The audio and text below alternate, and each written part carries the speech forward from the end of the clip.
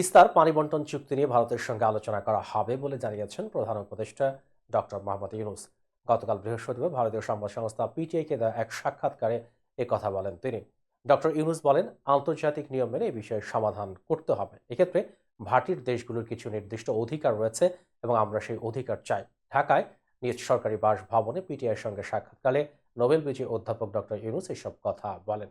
দীর্ঘদিন ধরে অমীমাংসিত তিস্তা নদীর পানি বন্টন চুক্তির বিষয়ে মত পার্থক্য দূর করার উপায় নিয়ে ভারতের সঙ্গে অন্তর্বর্তী সরকার আলোচনা করবে বলেও জানান তিনি। প্রধান উপদেষ্টা বলেন, বছরের পর বছর ধরে এই চুক্তি পড়ে আছে, এতে ভারত কিংবা বাংলাদেশ কোনো দেশেরই লাভ হচ্ছে না।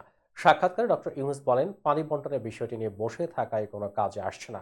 আমি যদি জানতে পারি ঠিক কতটুকু পানি পাবো, সেই পানির পরিমাণ নিয়ে সন্তুষ্ট না হলেও সেই চুক্তিটা ভালো হতো। এই ইস্যু সমাধান হওয়া উচিত। এই চুক্তি দ্রুত করতে ভারত সরকারকে চাপ দেওয়া হবে কিনা জানতে চাইলে অন্তর্বর্তী সরকারের প্রধান বলেন, চাপ শব্দটি অনেক বড়, আমি একথা বলছি না, আমরা এটা চাইব, তবে আমাদের একসঙ্গে বসে সমস্যার সমাধান করতে হবে। ভারতীয় সংবাদ মাধ্যম দ্য হিন্দু বলছে, ২০১১ সালে ঢাকায় ভারতের তৎকালীন প্রধানমন্ত্রী মনমোহন সিং এর সময় তিস্তার পানি বন্টন চুক্তি স্বাক্ষর অনেকটা চূড়ান্ত হয়ে গিয়েছিল। তবে পশ্চিমবঙ্গের মুখ্যমন্ত্রী এই চুক্তিকে অনুমোদন দিতে অস্বীকৃতি জানানোর ফলে আর হয়নি। তখন মমতা বন্দ্যোপাধ্যায় দাবি করেছিলেন তার রাজ্যেই পানির সংকট রয়েছে।